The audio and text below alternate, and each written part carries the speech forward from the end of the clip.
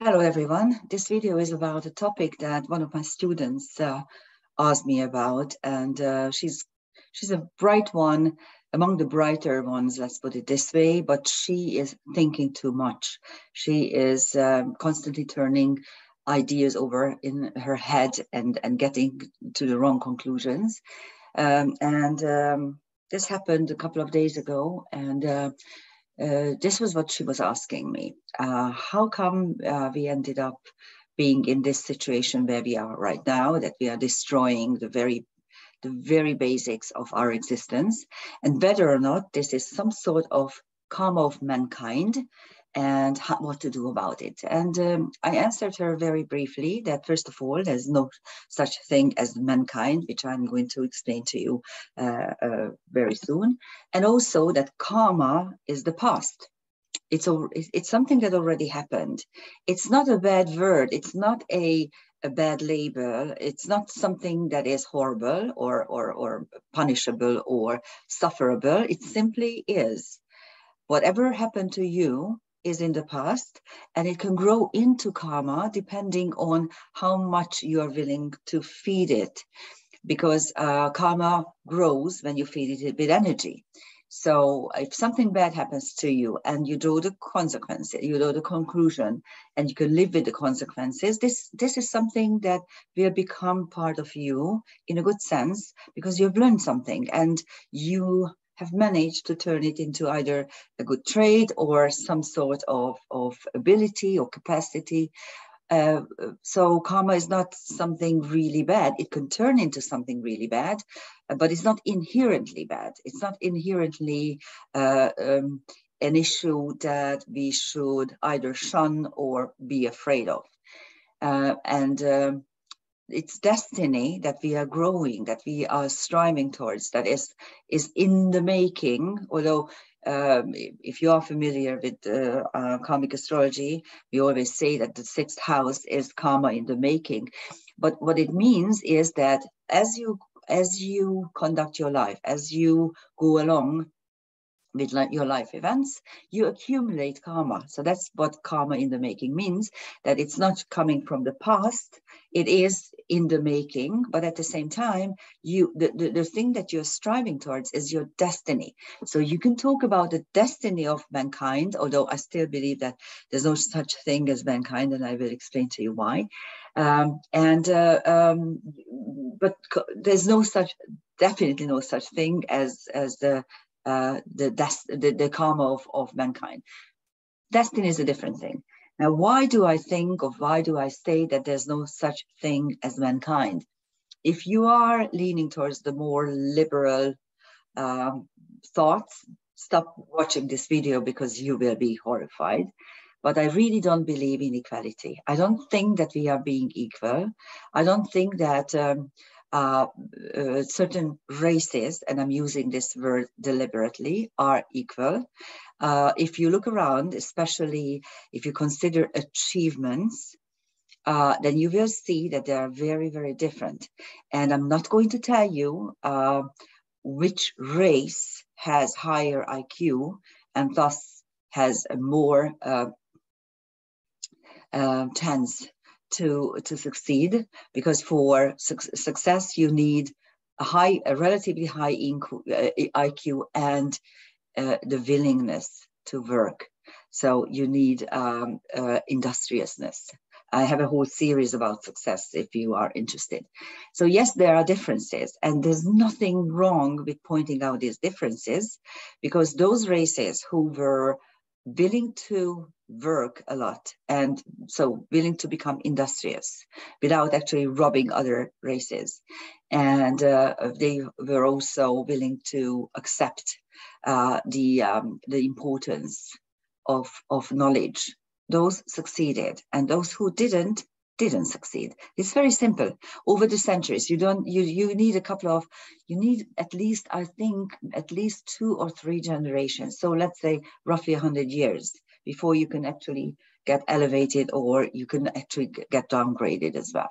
But anyhow, so that's why I say that there's no such thing as mankind. There are races, there are nations, there are certain geographical areas where there are people who lived there, who have always lived there, or who lived there for a considerably longer period in history.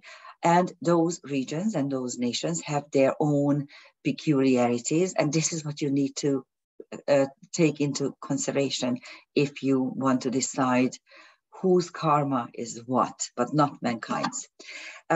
This also made me think of a lot of other stuff. And as I was pondering on these issues, a lot of the, I mean, the internet is really brilliant, because a lot of things met me, let's put it this way, or I came across a lot of interesting pictures. So let's talk about the levels of karma before we actually access the other pieces of information. There are many levels of karma, and in order to understand why we are here, well, we are here, of course, to deal with these levels, and also to, of course, to evolve, and also to fulfill our destinies, but also to feel good about this, to have fun. There's a big paradox that unless we do have some difficulties and some really harsh things to cope with, we don't really appreciate the good stuff. So in order to be happy, you sometimes need to be unhappy, which is not fair, I know, but how we work. Anyhow, so these are the levels, or different levels of karma. First of all, you have the personal level, and this is where you have free will, unlimited free will, I would say, or free choice. And the next levels depend on how many participants there are in it, and where you are, how strong you are within the participants. But even then, you have free choice. Even then, you can assess your situation intelligently, and you can decide what to do about it. So the next one is relationship. Right? There's two of you. Of course, if this is a love triangle, then it's more than two. Also, the next level is family. Family karma can be very, very difficult, because you actually carry the ancestral line, you carry unfinished business, resentments, talents, promises, pacts, and things like that, which are quite hard sometimes even to understand. There can be very interesting entanglements which are very difficult to resolve. So family is already a tricky situation, but then you have tribal, and this has become in the Western countries has become less important, but go east and you will find that it's terribly important. Because even with the family issues, you have the ancestral line. But think about tribal karma, which really may come from centuries. And then you have the national level. National karma is always the collective karma of a certain group of people. It may be a race, it may be just a nation, it may be a country. It doesn't matter, but you have a shared history, and that shared history is really affecting you. What you can see now in Western countries, that they make the children and the young grown-ups, the powers that be, make them feel responsible for what happened 100 or 200 years ago, and they are constantly being ashamed of what they are. This is terrible. This will have a terrible toll, because unless you have very deep roots and you understand those roots and you're proud of your roots, you won't have a future. And this is exactly what they want to do. So again, national karma can be very tricky, but you need to assess it, how it is related to you, and how you can grow with that particular karma. What are the positive things that you can do about it? And of course, then you have galactic karma, which means that whatever you do, whatever you practice will add to the big picture out there. Because on the higher levels of existence, on higher dimensions, everything is one. And everything is happening at the same time. So there's no space, separate space, and there's no time, linear time as we understand it here on Earth. And this is a wonderful drawing that I found. Unfortunately, I don't know who made it, but it's really wonderful, because it shows the cycle of reincarnation. And by the way, if you are a person, you won't be an animal. No matter how beautiful an animal you own, I'm sure that most dog owners think that their dog is like a person, but it has a dog soul. It doesn't have a human soul, thank God, let me tell you. It would be terrible to migrate into an animal body and not being able to talk, for instance. Okay, so there's a question for you. And again, I came across this picture the other day on, of course, on Facebook, and this is what it says. The question here is really: do we really need evolution? Is something that is inherent or not? And I'm going to show you two examples that indicate that no, we actually don't really need it. So the horseshoe crab hasn't evolved for the last 445 million years. It has been the same. By the way, it's not really a crab. It's more like a spider or a scorpio. It belongs to that family of animals, and not really a crab as we understand crab.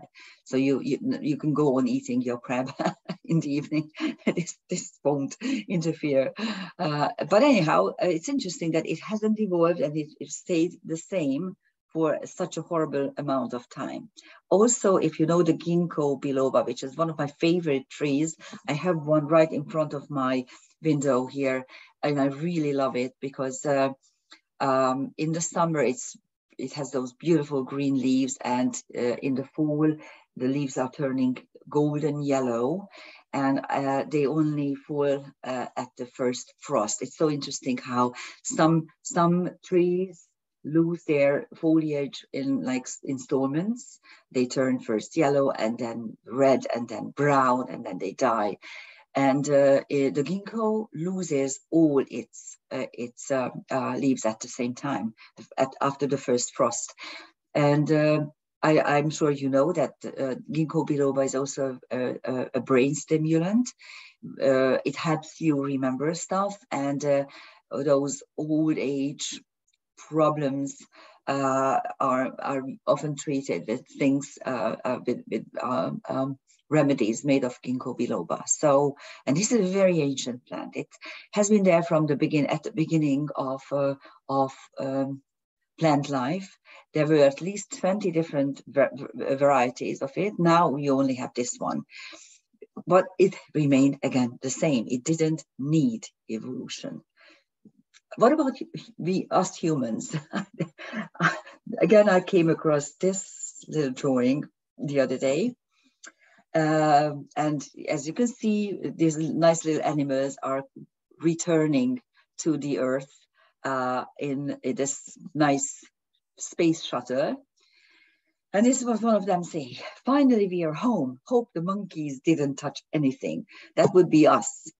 Monkeys. And again, this is something that the powers that be are propagating and telling us to believe, that we came from the monkeys, that we are practically monkeys.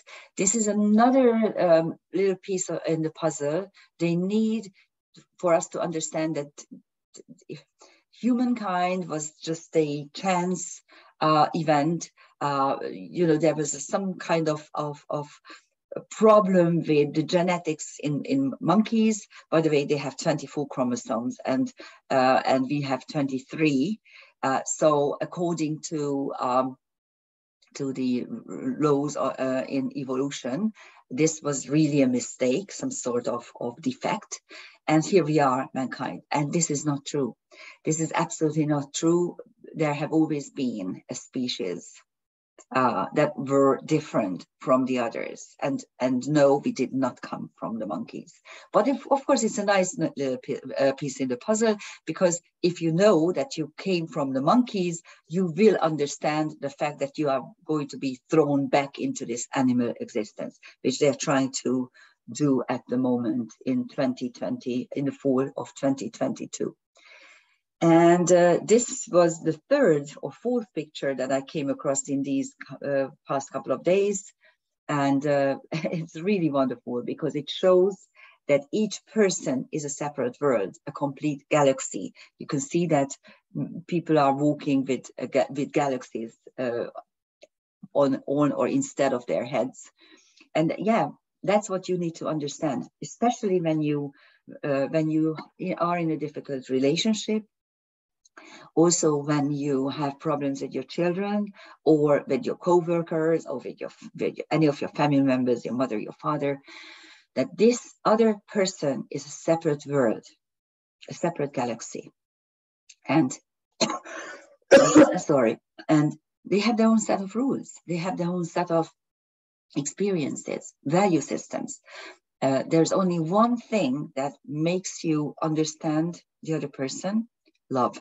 If you love someone, you will be interested to know his or her world, to understand what he thinks, how he functions, how he operates. Love makes us curious, and hate makes us close down. So if you are willing to understand someone else, if you're open enough to say, okay, I have these sets of understandings, but maybe you have something else, and maybe you can teach me something else, then you will be able to create a different universe. Your universe will evolve, your universe will change in many ways, and you will become open and more acceptable. And of course, you yourself will be more acceptable. So, what I was trying to say with this video is that there's no such thing as mankind. You can actually act upon what is happening at the moment, and there are terrible things happening at the moment. We could really live well, we could really live in peace, but of course the powers that be want us to suffer. They take away our basic things of existence. We are no longer able to heat our homes and eat real food. They want us to eat insects, which are horrible, by the way. Never eat anything that contains this insect protein because they're full of parasites. So there are many things that are really bad in the world, but you can't function if you are not an individual. You need to understand that you have your own world, and the best way to act upon whatever is not to your liking is on your own level. On your own level, you can create your own little universe, and that's what you are responsible for. And if you do this, you are going to be much happier and much healthier as well. Thank you for listening. Bye-bye.